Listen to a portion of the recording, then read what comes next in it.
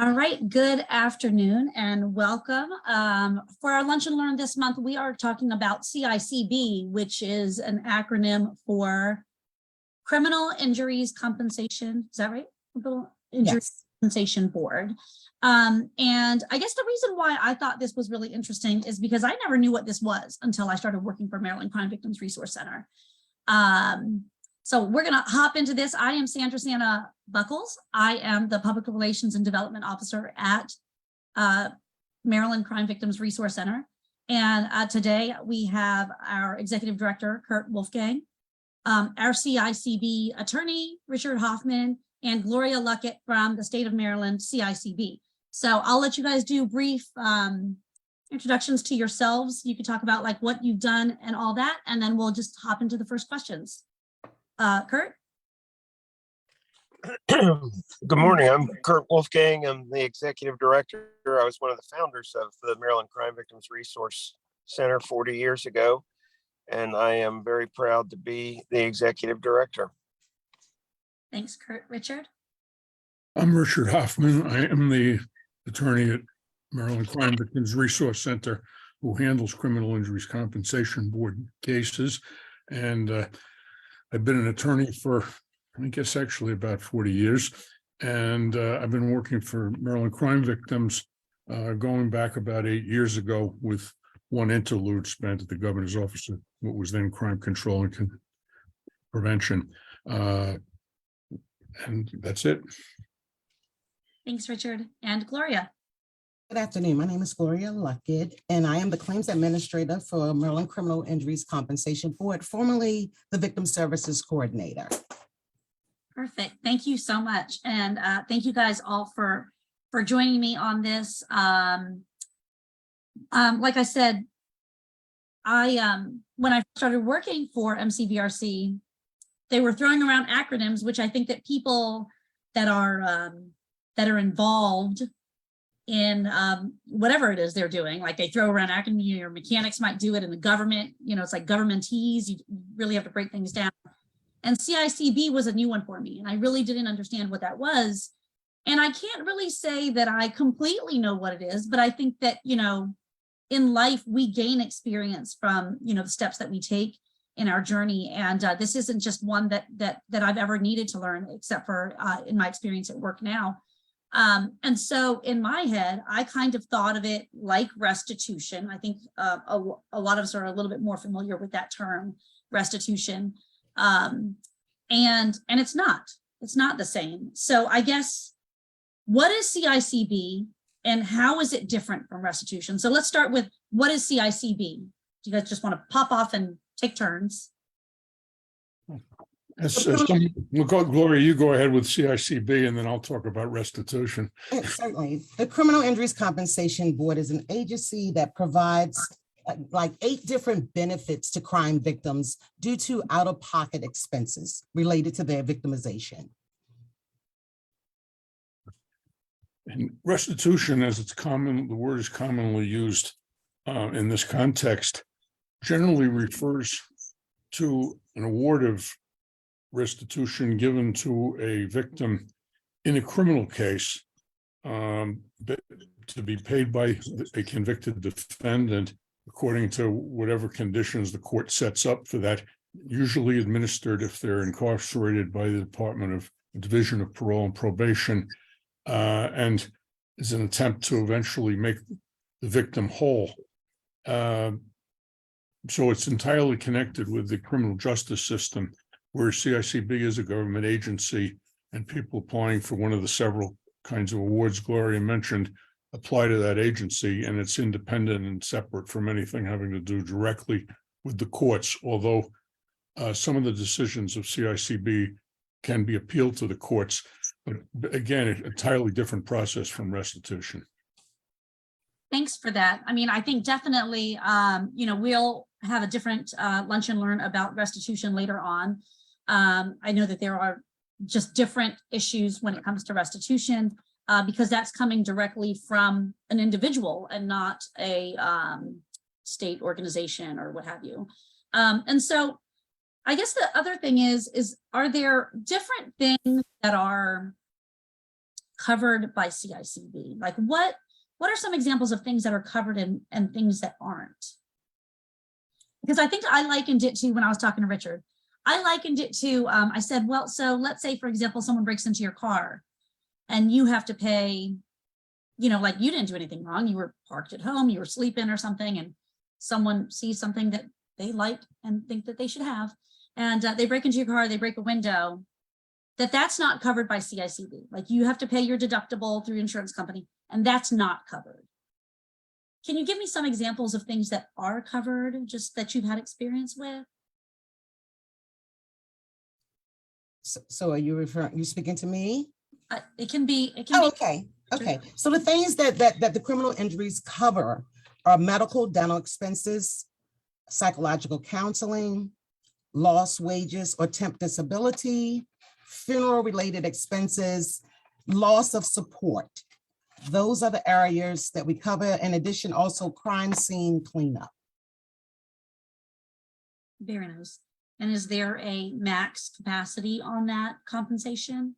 The max for an award is $45,000. That's the total award. And sometimes a victim may need medical, a victim may need lost wages, but the total amount for an award is $45,000.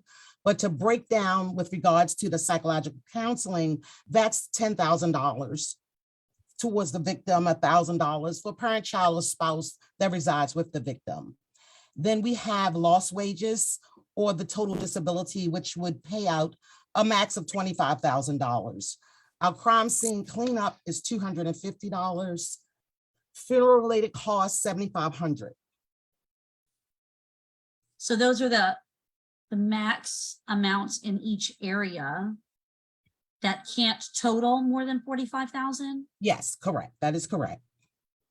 And I guess one thing I'd add on there is, in general, the limit is 25,000. That extra 20,000 is if there are more medical expenses. Okay. And so how do people, like, what is the regular application process? Is it an application process? Like, do you need someone to help you do it? Do you need an attorney? Like, do we need to go to Richard? Like, is he gonna solve all the problems for all the people? Or can you do it on your own? Is that difficult?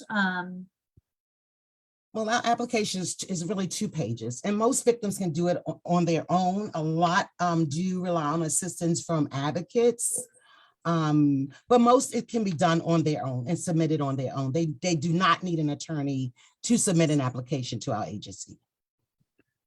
I would say that I agree with Gloria that most of them do it on their own or get some assistance from a counselor, from an advocate, occasionally from an attorney, but basically they do it on their own. It's as she said, it's a simple application.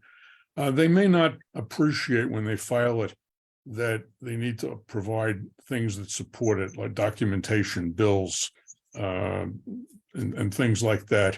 And often that's something that they have to be, I guess Gloria can go into it, but the people at the board will usually notify them that they have to provide further information for it to be fully considered. But the simple answer is that they do it themselves. And sometimes some of our people, advocates, and sometimes attorneys do assist them, particularly if they've handled and involved with them in their criminal case. They may help them with it. Normally, I don't usually get involved until someone has filed an application and had it denied, and where you take it from there. Okay, so does it always have to be attached to a criminal case? It has to be. There are provisions in the law that talk about how it has to be related to a crime. Then the crime has to have been reported by a certain time to the appropriate law enforcement authorities. So I'd say in general, it's pretty much, it has to be a crime because it is tied to it being to a reported crime. Okay. Okay. And so you said that they usually come to you when they've been denied. What are some reasons that let me back up a little bit. So the question I had when you guys were talking about it was, so this compensation is really like a reimbursement. Like you have to spend your money out of pocket first for the funeral and the expenses and all the things, and then provide that documentation that you paid for said services to be reimbursed. Is that a proper? That's correct. So a reimbursement. And then some of them is it an all or nothing if it gets denied? Would you, let's say I'm like, okay, well, I spent this $45,000. Could you be like, okay, we approve this and we don't approve this, and can it be piecemealed, or is it an all or nothing kind of thing? Yes, they may approve some part of your claim and not approve other parts. Okay. And Gloria, you correct me if I'm wrong on this, but my recollection is that you don't actually have to always be out of pocket the expenses. One of the examples would be a funeral home. The funeral home may be willing to wait for their money until it comes from criminal injuries compensation. In other words, it does not have to be paid first and then reimbursed to the individual. It can be reimbursed to the funeral home. Is that not right? Okay, so sometimes if in fact a victim puts in an application, there remains an outstanding balance to a funeral home. And if the claim is awarded for the funeral related expenses, the bill would be paid to the funeral home first. If there's an outstanding balance, the monies would go directly to the funeral home. That's really good to know. I think, a lot of these things that happen, it's not like you ever are prepared for that. So it's good to know that that's an option. I guess let me see what other questions I had while that was popping up. So what are some reasons why claims would be denied? Like, what are some hiccups? What are some things that people do wrong? Like, take me on a journey and what you guys deal with every day. Okay, so sometimes we find that, and we see this a lot, often in funeral related claims, that the person who submitted the application was not the payer of the funeral. Okay, they may present receipts in someone else's name. The funeral home may inform us that that person did not pay for the funeral. And so that claim would not be denied because the person did not incur the out-of-pocket expenses that they have submitted the application for. So Uncle John decided that he was going to go ahead and put that in his name because he, had, Lord knows, better credit or had the down payment or was trying to help in some kind of way. But Mom, Susie, is the one that's filing the CICB application. So then there's an issue. Is there a way to rectify that after the fact? Well, certainly the person who paid for the funeral can submit their own application. Okay. We do not take notarized letters or things of that nature because the person can submit their own application for that reimbursement if the claim is awarded by our board.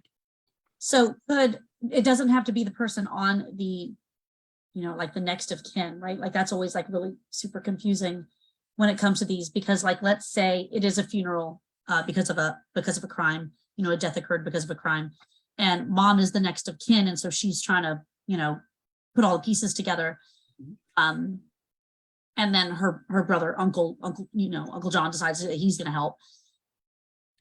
Is there an issue with CICB paying for the person that's not the next of kin? Like, is that? Whoever incurred related expenses, that's the person that should be submitting the application. And oftentimes you may have 3-4 payers on a funeral. Grandma may have paid for some flowers. Mom may have paid for part of the funeral. Someone else may have paid for part of the cemetery. So each person, with their own receipt can submit their own application. I see. So each person has a separate application. Sorry, I'm just taking notes. Yes. Thank you. All right. What are some other hiccups that you've seen in this process? Okay, so we have something that's called contributory conduct, where the victim may have been involved in some illegal activity at the time of the incident, and that would make them ineligible for an award based on the information we receive from law enforcement.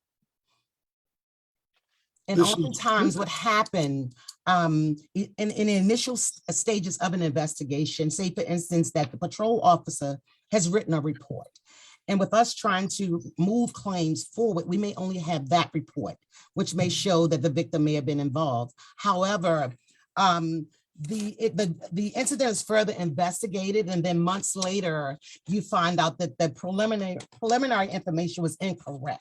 And sometimes we find that out during hearings, during the course of a hearing, that the investigator is saying now that the information was erroneous, that they may have received.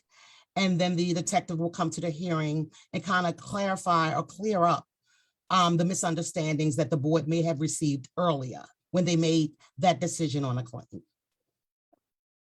This is a tricky area because it's the board is also, it's not the same as far as saying if someone was involved in a crime. It's not the same as saying that they have to have been charged and convicted. And the board interprets this, and Gloria, of course, is correct that they hear usually from the detective. Sometimes it's difficult to have the detective there, but it's a very, as I say, it's often a difficult decision to make because there may not be a whole lot of evidence either way. The board is also allowed to consider hearsay, which would not be allowed in a trial court, in a criminal court. What do you mean? It's a tricky one, and it's Excuse me, Richard, it's not without its problems. When you say the board is allowed to hear hearsay, could you Yeah. elaborate a little bit on that? Because normally the board takes its findings of facts directly from documents that may have been submitted by law enforcement. Yeah, but I know they do. But what I'm saying is that in terms of the statutes, unlike a trial court, they are allowed to get hearsay evidence, which is basically someone essentially testifying to what someone else said with relation to the issue. And it is under the statute, it is allowed. And I'm just saying it to emphasize that the standards are not exactly the same as in court, and people sometimes are misled or go wrong. And there's issues arise, and sometimes they're litigated. Those documents are hearsay as well, Gloria. Whatever is written that's not coming from live testimony is considered hearsay. And when we have the reconsideration hearings, the detective will testify to yes or no with regards to what may have been detailed in the report. And that's why the victims are given, once they receive that interim decision, they do have the appeals process, to our level or to the circuit court. I guess what we should say about that is once they get the decision, which is Gloria said is referred to as the interim decision, they have 15 days to request a hearing. And the board calls that reconsideration, and sometimes even calls it an appeal.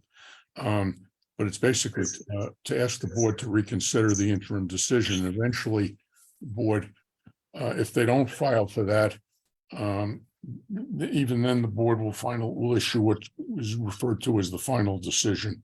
And that's what, as Gloria said, that's appealable to the circuit court, but that has to be, a case has to be initiated in the circuit court within 30 days of the final decision. And there's some controversy because some of these questions have never been really resolved by decisions of courts, et cetera. But in terms, the board often interprets that the period starts to run from the date that they mail the decision. And that can lead to some controversy, and it often has. But that is the way they tend to interpret it at this point. And people, claimants and attorneys and advocates should be aware of it.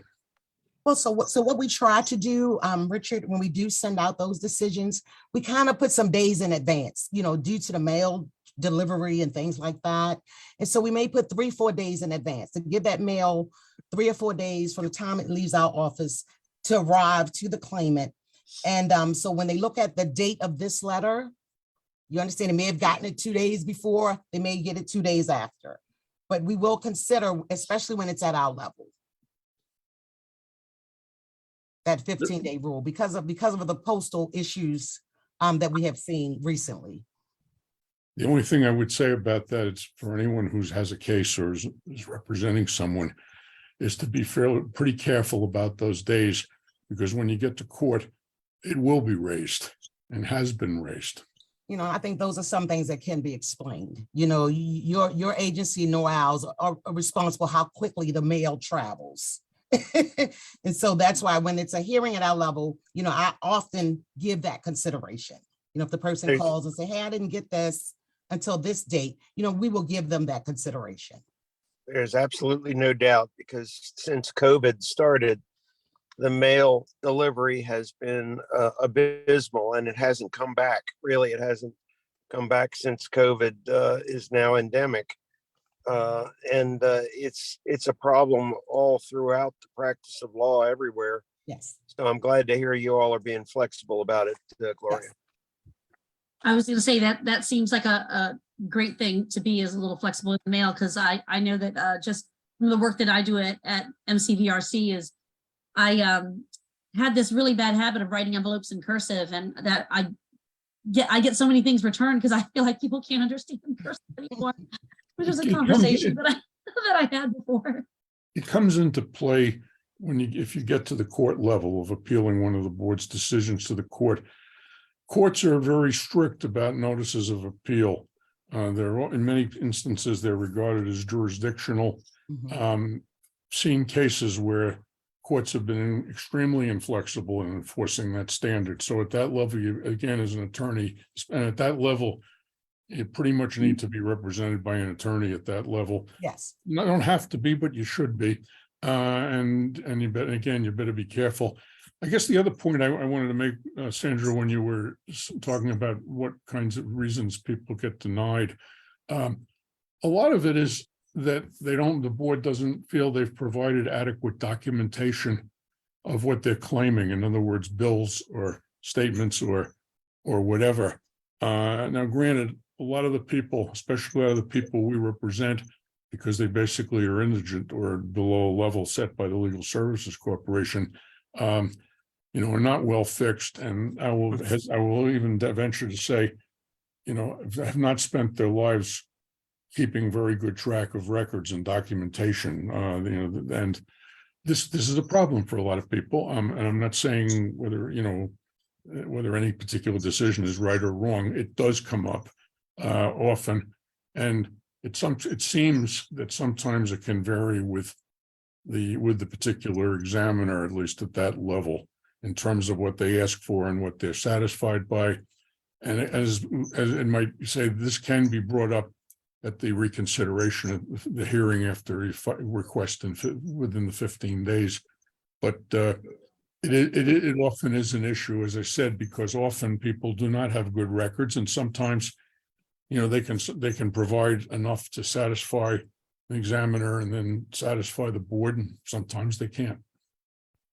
Yeah, so keep everything, right? Keep all the receipts that you tend to throw away when you get home.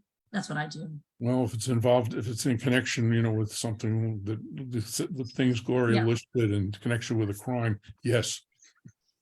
Yeah, for sure. And I think it sounds like, keeping good contact names, like who you contacted at the funeral home, who's the doctor, like who could possibly, recreate, an invoice for you or what have you, would definitely sounds like that would be up that alley. I have someone who is mentioning that they had a case in 2005.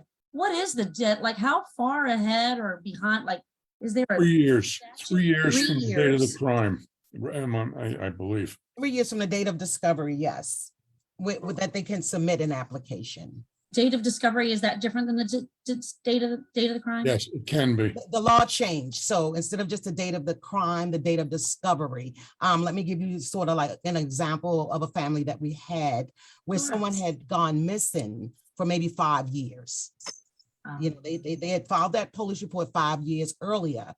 And then 5 years later, the person was discovered deceased and the family submitted the application. And so 5 years before, hey, we're looking for him. And now 5 years later, he's been determined deceased. So the family can submit that application based on, because discovery of the crime, they found out 5 years later that their loved one was deceased.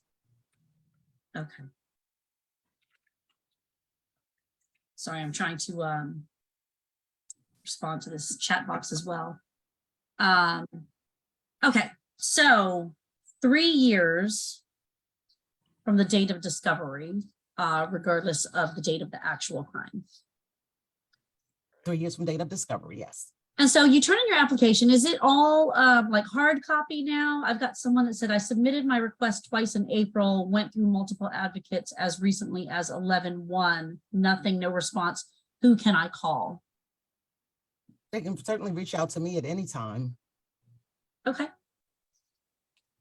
I will share your, we can share your info. Yeah, certainly. So that's an opportunity to say that, you know, we're used to dealing with a lot of agencies and have a lot of problems with a lot of agencies. And, you know, we have our differences with criminal injuries. Gloria Luckett is a wonderful person and takes her time to fix problems. We appreciate it. Thank you. Absolutely, absolutely. I was telling Gloria when I invited her to this that everyone, as soon as I said CICB, her name was one that popped up to several mouths were like, Gloria Luckett is the one for us. And so definitely thank you, Gloria, for being here with us. I guess some other questions like how, okay, so the paper process, and I'm going to respond. Gloria, you prefer emails? An email? Yes, yes. Is the paper process, is it all a paper process or is it electronic or? Well, right now it's still, I mean, they can go on our website to get an application and fill it in, but it still has to be printed out and then mailed to us or scanned and emailed to us. So how do you think, what is the best way to mail that application in? What do you mean? What is the best way? Just snail mail? Should they FedEx? Should they? Well, normally we tell them to scan it. We have a dedicated email address for incoming documents. So if they would scan it in a PDF format and just email it to the CICB.info@maryland.gov, we would get it. Okay. And for those of you at home, just, you know, quick tip, if you're on an Apple phone, you can actually scan documents using your notepad by taking a picture of it and it'll change it into a PDF. So if that helps you, you can attach that to that email that you're probably sending from your phone. Technology these days, I mean, I think back in the day, maybe it was a little rougher because you'd be looking for a scanner to scan receipts, but now you can use your phone to do that. I'm not familiar with how to do that on Android, but I'm sure there's something similar. There's plenty of apps in the App Yes, Store. Yeah. And so I shared Gloria's email address. Thank you for that, Gloria, for any of the people at home. Okay, so there's a dedicated email address for turning in your applications. How quickly should people get a response back saying, number one, that they received it, and number two, whatever disposition it is? Okay, so normally once an application is entered into our system, we try within the 10-day window to send that victim claimant that introductory letter, which would make them aware that we do have the application. The application has been assigned a number and a claims examiner. Okay. And then examiner. And the claims examiner. And so normally once it's assigned to the claims examiner, based on the benefits that are checked on the application, the examiner will then start to ask for documents if they were not accompanied with the application. So we would send out a missing information letter requesting the documents that would be needed to process the certain benefit that has been selected by the claimant. Okay. And you said that should be within how many days? Well, we send out the initial introductory letter. Within 10 days, right? Yes. And then it just kind of takes them, is it just dependent on the workload, or is there like a certain amount of time where people should be like, hey, Gloria, I heard of your name and I'm so sorry, but I grabbed your email from what Sandra said and now you're getting, you know, all these folks, but when do you start worrying about not hearing back again? Okay, so, you know, it's on a case-by-case basis. And, you know, let me, you know, just be upfront and honest. You know, when people are in movement, in motion, you know, even at your agency, you know, you have, you know, maybe you kind of limited with your personnel right now. And right now we are basically getting back to complement with that. So where you may have once had 10 examiners, you might have 4. So the workload is not going to move as quickly with 4 examiners as it would with 10. And sometimes processes can be delayed when you're working on a claim and trying to get documents and things of this nature. So normally what we say, once that claim is in the hands of the board, 90 days out, the claimant should have a response, whether the claim was denied or approved. Once it gets to the board, the 90 days start ticking. Okay. That sounds, I mean, I think that as long as people kind of know, like, okay, I did that a little while ago, like you don't want to get it to get too stale, but at the same time, you're like trying to be, you try to be patient and, it's always tough when you're dealing with money as well, because things get a little tight, Yeah, sometimes, because we're recognized as pay of last resort. Okay, so I'll give you an example. Say, for instance, you have a victim that was injured at work. And oftentimes they'll submit an application to us first. But us being the pay of last resort, the victim would have to go through the workman's comp because the incident initiated at work. Okay, so that they would not be eligible for our benefit first, because we would need a letter from workman's comp with their decision on the case. In the event that workman's comp made a payout, that way the victim would not get a second payout from CICB. That's why we're pay of last resort. And in instances like that, they have to go to the agency, say Social Security Administration, for benefits versus CICB, because we need to know the outcome when they're looking for benefits from Social Security. When it comes to us for loss of support, we need to know what is Social Security paying right now for this case. Mm-hmm. So even when we were talking about earlier, when you were like, it's 3 years from the date, but usually you should be taking the other steps as well. Like, I don't know, what is it, like AFLAC or, whatever those other benefits that might be available, they should be going to those and then coming to you on that back end. Is that what I'm hearing? Right. So once insurance, say for instance, they presented their health insurance and the victim has an outstanding balance. So they get bills from the hospital after the insurance has paid their portion and the victim is receiving a bill saying you owe $30, you owe $500. Those are the bills that we should be getting. Okay. All right. That makes sense. That makes sense. All right. What else do we have? I don't see any other questions popping up. Let me see. Is there anything else that you guys wanted to add to, like, some other input or info that you have?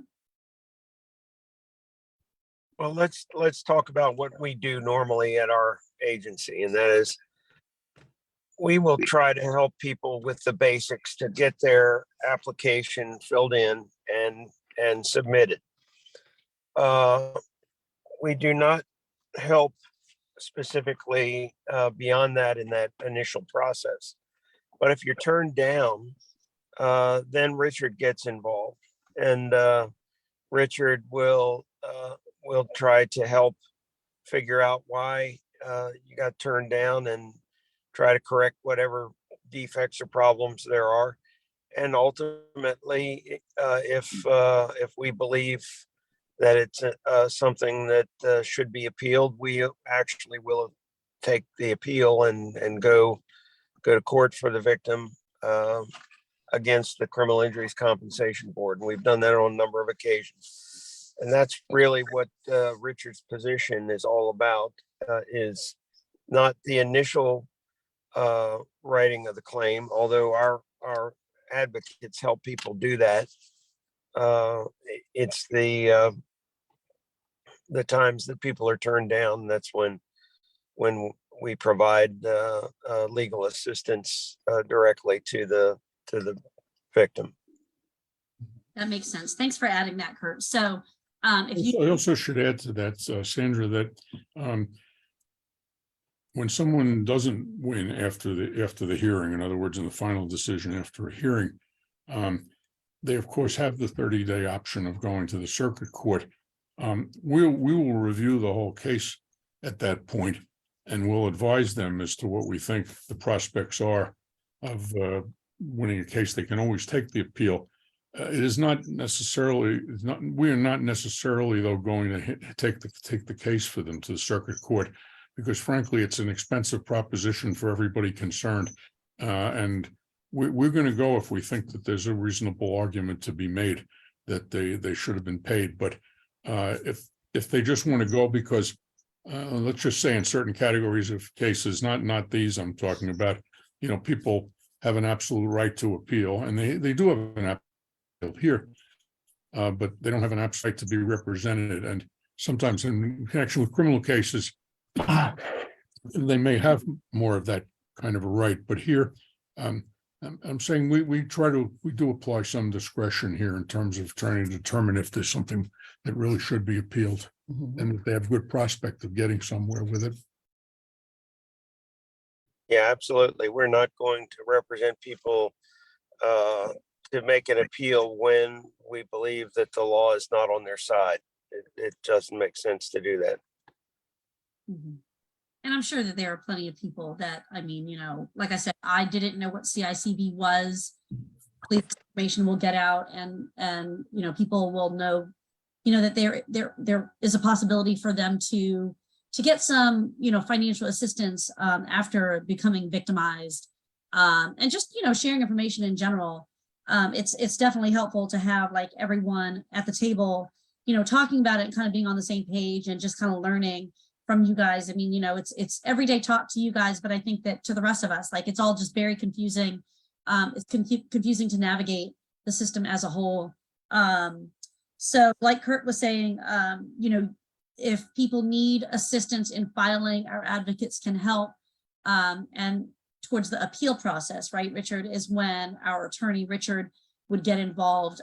We do all of Maryland. We don't do any Or what Gloria referred to as reconsideration. In other words, after the reconsiderations. decision, Thank you. they'll consider it, and we'll represent them, and we'll appear with them at the hearing. The hearings are still being conducted online, even though most of the courts have gone back to having hearings. The board in person, the board has not done so, and I don't know what their plans are in that respect. Hearings are so they're all still via Zoom. Yes. Okay. I don't know if that's a plus or a minus. I guess it's nice to not have to trek out into the world, especially in the winter. And so as I mentioned, the office is growing. So some of the space that the board may have previously used, we now need it for examiners and things like that. So until they figure the logistics of that out, we're going to continue to have the hearings virtually. I prefer them to move forward with the virtual hearings opposed to not having hearings at all. Sure. Yeah. And then you're taking into consideration, some victims live distances. And, a lot are really, really grateful that they don't have to travel long distances for hearings. I guess that makes sense because you guys are in Crownsville, correct? Well, No, we're they're in Baltimore City, and we're located in Ricestown. Oh, yeah, that's a little stretch. I mean, you're talking to a girl down here in southern. Exactly. And if you had to come to Maryland. a hearing, My daughter lived up there, and it hour. seemed like it was a trek. Heaven forbid it's during traffic. There are pluses and minuses to it, and Gloria's mentioned some in a sense, because in terms of providing certain kinds of access, it really does work. But there are disadvantages to it. It's not, it's not 100% either way. Yeah, for sure. We'll definitely appreciate that as well. And Gloria, we definitely hope that you kind of get to fully staffed, as we're trying to do the same here at MCVRC. Everyone's just kind of like scrambling, trying to cover all the things that we need to do. All right, I don't know if I have, let me just look at this little, how long does it take is what who's eligible for what items? I think something should be mentioned, Sandra, at this point. And some of this does have to do, as Gloria said, with the number of examiners. But even the cases that actually are heard by the full board in a hearing, there really is not too much of a way to predict how long it's going to take for those to be decided. They're supposed to be decided. The whole thing is supposed to be done within a year, but that doesn't happen necessarily. And some of it's due to understaffing, and some of it's due to perhaps other problems. But people, again, not surprisingly, get very concerned. And I have clients who will call me every week and ask if we've gotten a decision yet. And I tell them that, you know, they will hear, they may even hear before I do, but if I, obviously, when we hear, we'll let them know. It doesn't help a whole lot, but again, as I said, it can be due to a lot of things, and some reasonable and maybe some not, but basically that is the way it is. And I'm sure the board is trying, but it's as I said, that time frame is not necessarily and it really followed. Yeah, for sure. And I don't imagine hurry up and wait is usually a very favorite answer to be received by people that want to get compensated or reimbursed. If something's That's why I pending, brought it up, you know. if something's pending, nothing, you know, there's nothing we can really tell them. I can, and actually, I don't think there's anything much Gloria can tell them until the board's made its decision. Well, Yeah. well, often, let me say this, you know, after a reconsideration hearing, especially if the board has requested additional documentation, and sometimes that can become a battle. Okay, we specifically may ask for your wages, your tax returns, and the claimant may submit something other than what was requested. And so we kind of go back and forth, giving them that chance to get the documents, because if it goes back to the board, we know it's going to be a denial. But at least we can say, hey, the claimant has finally turned in their tax returns, and now the board can look at it, versus the board requested the tax returns from the claimant has failed to provide the documents requested and send the claim back. Mhm.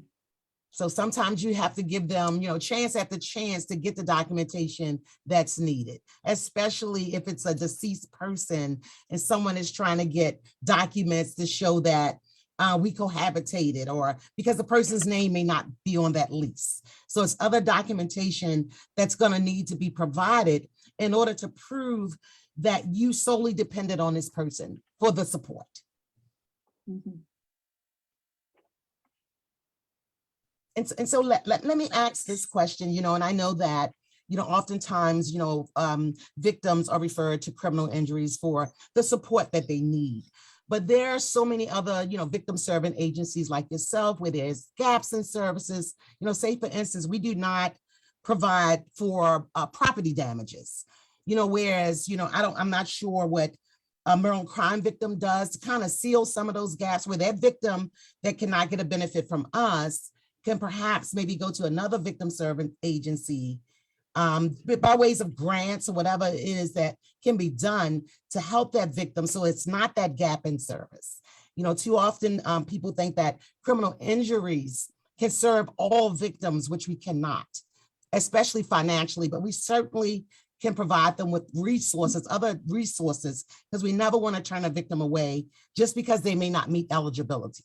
So, you know, I often talk to victims and provide additional resources to them that could be helpful to them in order to close that gap where you have all these victims being served and the victims over here not being served. So other victim services agencies like Maryland Crime Victims, I know you are a resource. So myself, I'm not sure if you guys offer any financial assistance to victims. No, we No, don't. Grants or, we're okay. not allowed. We're not allowed to under our grants, but of course we do refer people. And you know, I'm aware, for example, that the Prince George's County Prosecutor's Office, State's Attorney's Office, has a small fund that they use, but it's for very small claims. I think it's up to $250 per victim, and it's intended to be sort of an emergency fund. And so, but we do have other potential sources that we can send people to here and there, but it's very hit or miss. If you're not getting money from criminal injuries compensation, then you're not likely getting money unless you're in a certain jurisdiction or a special program somewhere. Gloria, maybe you could tell us more. We haven't talked really about the emergency, making an emergency claim for payment. I know there's an expedited process, and how do the emergency claims work? Okay, so, if the victim has an emergency, while going through the process of getting their claim processed, they can certainly speak with the examiner and present documents, say for instance, an eviction. If the victim is having an eviction, and say for instance, it has to, okay, let me put it like to you like this. If the victim is potentially getting, say, $1,500 award, and the victim comes with an eviction notice of $7,000, you understand? The board is not going to award that $7,000 because we can't take it from the award that the victim may be getting. Right. We can't recoup that. So oftentimes victims are coming with emergencies where their claim may only be a $500 claim, a $2,000 claim, but they have outstanding debts that may be $3,000, $4,000, $5,000. But we will certainly try to move that claim to at least get the award that they may be eligible for, which they could then apply to whatever emergency that they're having. But we're not set up with just an emergency flow of funding where victims can just come to get this emergency money. We look at your claim to see what we can pull from your claim to help you during that emergency moment. Should also mention that there is a provision in the statute that the board can send a letter, particularly, I think it's to healthcare providers, to direct them to hold off until the proceeding is completed in terms of trying to collect in those situations. So that letter is our debt cessation letter. Okay, and we send that out to every application where there's where medical has been checked off, where funeral has been checked off. The claimant gets a copy of the debt cessation letter the same time they get that initial introductory letter. And often you find that victims are not using the debt cessation letter to send to the creditors. After all is said and done, then the victim is saying, oh yeah, I did get the letter, but I never did anything with it. And oftentimes you may have victims who come to our office after they're already in collections.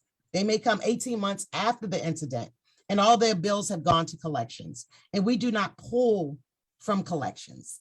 We encourage them to go back to the medical provider because they initiated, that too. And so they have to pull it. And then if it's pulled, then the victim can come back and then we'll pay those bills. So they should still be communicating with whoever they owe, letting them know that it's in The provider. that letter to kind of put a hold on it until. Right. Exactly. But the victim gets that. If it's a funeral claim, if it's a medical claim, when they get the introduction letter, that's also accompanied the debt cessation letter. And most will say, oh, I did see it, but I didn't do anything. And you see, it is in the statute, so it is a right, in other words, that they have and that it's supposed to be observed. I'd compare it when someone files for bankruptcy, the bankruptcy court puts a stay on all litigation where people are trying to collect from them. Mhm. And that's a court stay, and it holds it. You have to follow it, and this is as well. But as Gloria's certainly right, you have to use it. You have to you have to send it to the provider. So Gloria, that comes in every letter? Only if it's medical, for Medical. medical Oh, okay. and funeral. Okay, Medical. normally that's all you need it for the medical, because those are the people who can put you in collections. Gotcha. And so that's why we send it out to them. Okay, so that's good to know. Good to know. So check out that letter. See Yeah, please, yeah. what to do with it. That's what you do with that. Yeah, there you go. Yes. You get the packet, you're like, that's a lot of words to read, and you throw it back in the folder and you put it on the dresser. Not going to help you, right? Well, normally it's 2 pieces of paper, introductory letter, your debt cessation letter that we're mailing, two pieces of paper. Okay. And, with regard to the debt collectors, they can stay on course with just their regular business of calling, hey, has this been resolved or something like that, but not to harass the victim, but to stay on course with their regular business, just to periodically check the status of things. They can do that. So I just had a question pop up. Do you have to pay income tax on funds that are received? No, they do not. All right. And, one thing our office did fight vigorously, often, victims may have had some debt to the state. And when they processed the check at the comptroller's office, they were intercepted. So our office worked diligently to stop them from intercepting those victims' checks. So we've had a lot of success, and it's been so long since a victim has said, hey, my check has been taken. But when they make us aware, we intervene and have that check returned back to the victim. Well, that's good to know as well. That's definitely a plus, especially coming around that time of year, right? So, Yes. all right. That's all that I have as far as questions. Did you guys have anything else that you wanted to add? Well, I'm going to say one more time that the people of the state of Maryland are very lucky to have Gloria Luckett Thanks. in the role that she plays. She's somebody that we consider does the same thing that we do, and that is out of her heart. Every day she is out there stretching and working to try and make sure that victims don't have to go through all the trauma that they used to have to go through for all of these things. And she's a wonderful part of the system. We appreciate it. Thanks, Kurt. And to show, the dedication and, just like you guys, the dedication, and I know, my plate is full, but, some of the backlog that we had, I am even operating as a claims examiner, doing claims, getting them to the board. Some of the claims that Richard has brought to our attention, we're wiping them out, getting them to the board, even with me being a claims examiner. Yeah, I'll second what Kurt said in terms of Gloria's value particularly to the claimants. I would add one thing actually, that the board does not really control when a claimant will literally get paid, because it has to go through the controller's office. Now, as she said, they tried to deal with some of the problems like the intercept, but in general, once it goes to the controller's office, that's something that is not in the direct control. And let me put it this way: most charitably, I will say it's unpredictable as to how long it's going to take. It usually isn't terribly quick. And as I said, they're doing better, considering matter of fact, one of your clients just received their award, and it wasn't really that long ago, about, I think, within the last 5 weeks. And he called me to say, hey, Ms. Luckett, I finally got it. The last client that we had. So check with him. That's good. That's great. Thank you guys so much. Definitely a wealth of knowledge. I know I learned a few things. We definitely appreciate it. Hopefully this will be an asset that we can save on our social media, on our YouTube. If people have questions and just want some plain talk about it, instead of, reading all those really complicated directions and pages of documents. I'm the girl that's always ready for a shortcut. I hope it helps somebody out there. I appreciate Richard and Kurt, and of course, Gloria, thank you so much for joining us. Sorry, we didn't get to actually see your face today. So sorry. But we appreciate you. You get all the praises at MCVRC. And for those of you at home that are watching, our website is, of course, you guys are following us on Facebook, so you see us there. But our website is mdcrimevictims.org. You can email us at mcvrc@mdcrimevictims.org. And Gloria's, the webpage that I was using was goccp.maryland.gov/ it's so long, victim-services/CICB. I'll put that in the comments as soon as we hop off of here. And Gloria's email is floating around in the chat box. Yeah, please tell, Gloria, sorry. Yeah, if they need to reach out to us, please, if nothing else works for them, please reach out to me. They will definitely get a response. We clearly understand the pain that victims go through, and we don't want to re-victimize the victim. There is no hiding place when someone has hurt you. And the last thing that a victim needs is for someone not to be upfront and honest about, what benefits or services are available. And I think that's sometimes part of the problem, because unfortunately, a lot of times in Baltimore City, you may hear that, hey, I was a victim, I got hurt on the streets, and this is the place where I go to be compensated for that. But that's not how it works. Yeah. Well, we definitely, we appreciate the transparency. We appreciate, some of the tips and hints that you provided us, you and Richard. I mean, like you said, we definitely want to help anyone that we can.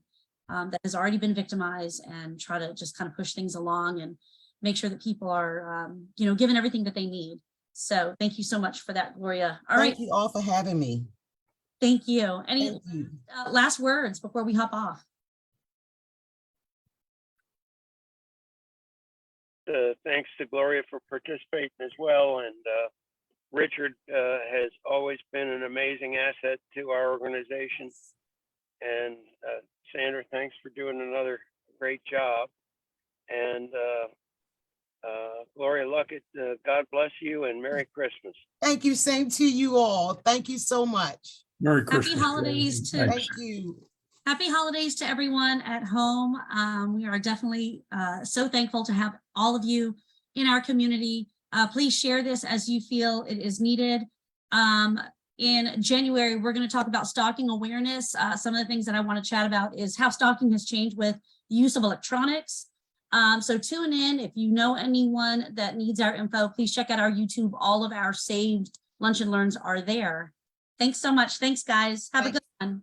Bye-bye. Bye. Bye.